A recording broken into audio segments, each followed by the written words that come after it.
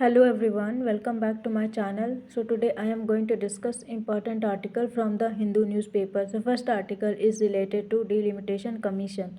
So first point is the Union government is considering early delimitation based on a census of India 2031 to enable implementation of the Women's Reservation Act 2023 before the 2029 Lok Sabha election. तो union government है वो consider कर रही है early delimitation, मतलब delimitation को early consider किया जाएगा based on the census of India 2021 जो इनेबल करेगा implementation of the women's reservation act 2023 before the 2029 Lok Sabha election.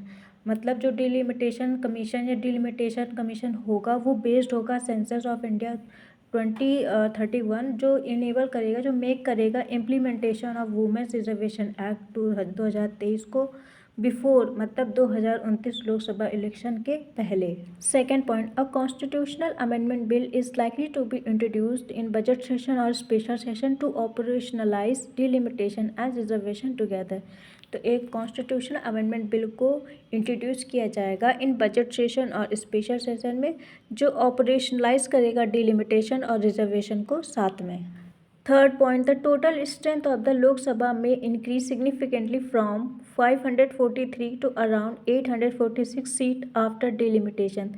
जो total strength of the Lok Sabha जो अभी प्रेजेंट टाइम में है वो 543 है, वो बट इंक्रीज हो जाएगी after delimitation which will be around 846 seats after delimitation. 4 point, out of the increased seats, nearly 33%, about 282 seats are proposed to be reserved for women, making a major step in political empowerment. जो seats मतलब increase की जाएंगी, out of the increase seats nearly, मतलब जितनी भी seat को increase किया जाएगा नियरली जो उसका 33% होगा, अबाउट 282 सीट्स वो प्रपोज किया जाएगा टू रिजर्व फॉर वुमेन, जो मार्क करेगा एक major step in political empowerment of women. 5 point, the exercise aim to align parliamentary representation with population changes with ensuring timely implementation of women's quota.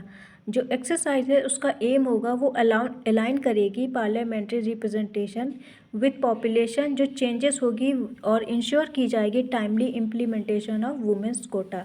मतलब जो exercise का main M होगा कि वो align करेंगे पार्लियामेंट्री रिप्रेजेंटेशन विद पॉपुलेशन, जो वो population change होगी और इंश्योर किया जाएगा कि उसका टाइमली इम्प्लीमेंटेशन हो of women's quota. 6 point, concerns have been raised by states, especially southern states, that population control efforts may lead to reduced representation compared to more populous states.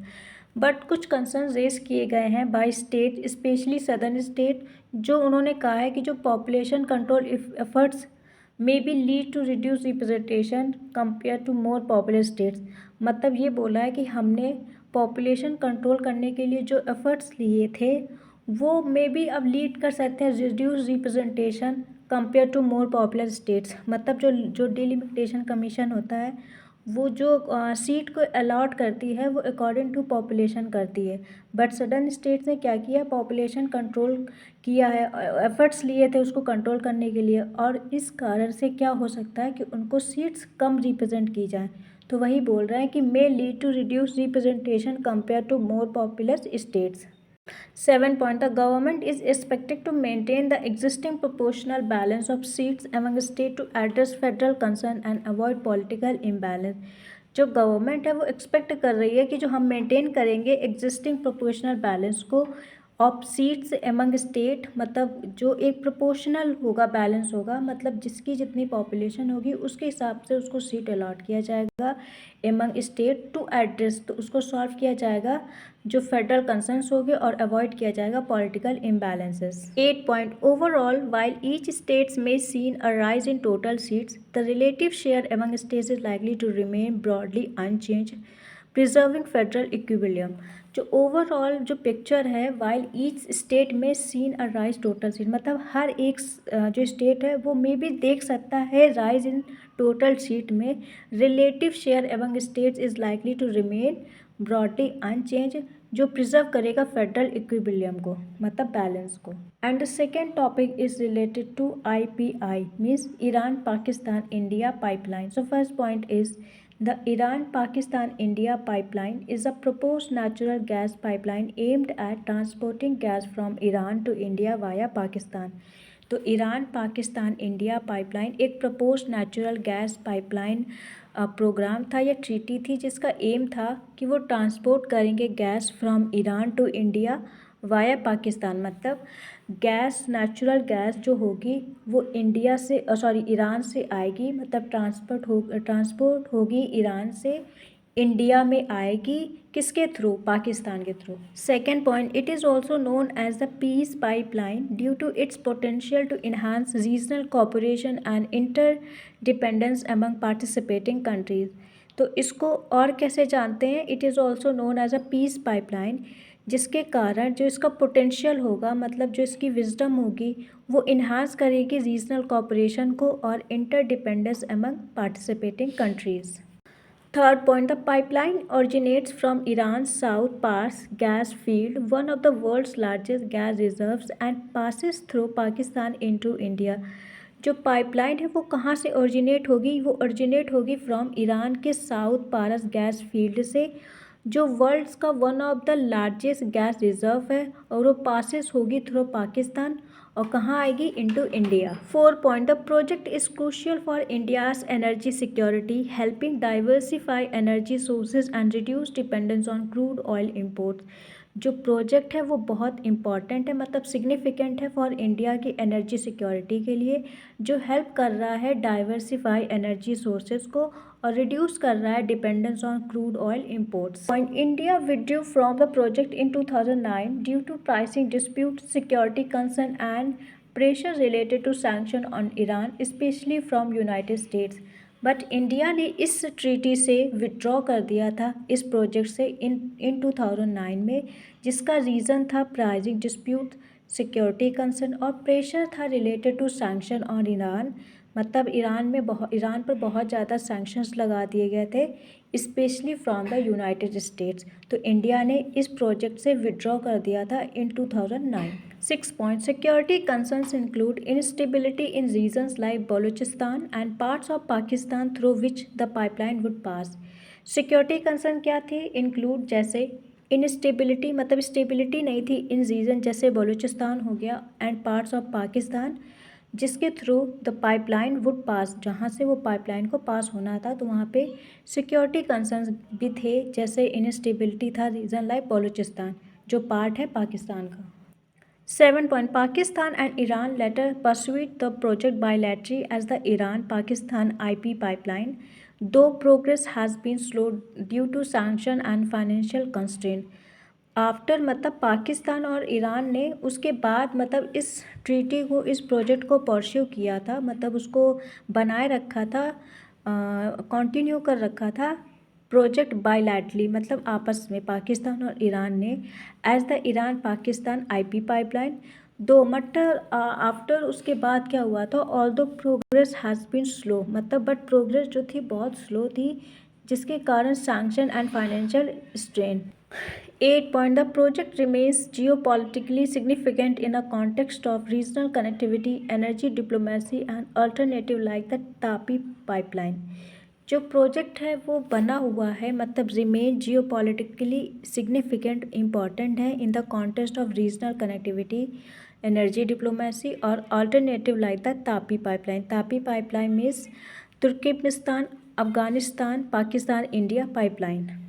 तो ये एक अल्टरनेटिव था तापी का आईपीआई, जो एक remain, मतलब important है, geopolitically significant है in the context of regional connectivity, energy diplomacy or alternative like Tapi pipeline.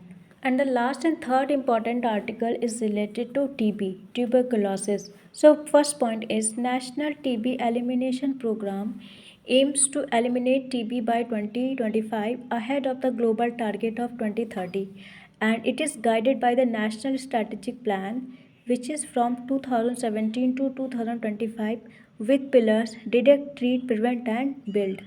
तो जो नेशनल टीबी एलिमिनेशन प्रोग्राम है उसका एम है कि हम एलिमिनेट कर देंगे, मतलब इरेडिकेट कर देंगे, मतलब टीबी को एकदम ख़त्म कर देंगे बाय 2025, बट ऐसा नहीं हो पाया ahead of the global target of 2030। जो ग्लोबल टारगेट है वो 2030 है और जो guided by the national strategic plan 2017 to 2025, जिसके मेन पिलर्स क्या हैं। एक तो पहले को टीबी को डिटेक्ट किया जाएगा, फिर इसको ट्रीट किया जाएगा और प्रिवेंट किया जाएगा and then we build it. Second point, प्रधानमंत्री टीबी मुक्त भारत अभियान launched 2022 strengthen TB care by providing nutritional diagnostic and social support to patients improving treatment outcome. जो सेकेंड पॉइंट, प्रधानमंत्री टीबी मुक्त भारत अभियान योजना जो लॉन्च हुआ था 2022 में, उसने स्ट्रेंथ किया है, मतलब सपोर्ट किया है टीबी केयर को, जिसने क्या किया, प्रोवाइड किया है न्यूट्रिशनल डायग्नोस्टिक और सोशल सपोर्ट टू पेशेंट्स, जो इम्प्रूव हुआ है ट्रीटमेंट आउटकम्स में। Third point, sustainable development goal target for TB include 80% reduction in incidence, 90% reduction in mortality and elimination of catastrophic cost for patients. जो sustainable development goals है वो target करता है for TB include 80% reduction हुआ है इन incidence में, 90% reduction in mortality मतलब death में, and elimination of catastrophic cost for patient, मतलब जो टीबी का जो इलाज होता है वो थोड़ा कॉस्टली होता है, तो उसमें cost reduction is for catastrophic cost for patient. Tuberculosis is caused by Mycobacterium tuberculosis, mainly affect lungs which is pulmonary TB but can also affect other organ which is extra pulmonary TB। जो tuberculosis है वो किस mainly cause by होता है Mycobacterium tuberculosis, मतलब एक bacteria होता है जो होती है माइकोबैक्टीरियम ट्यूबरकुलोसिस, जो कहाँ मेनली अफेक्ट करता है हमारे लंग्स में, जो होती है pulmonary TB and but can also affect other organ, जिसको बोलते हैं extra pulmonary TB। Point, the TB spread through airborne droplets when an infected person cough or sneezes, but latent TB cases do not transmit the disease।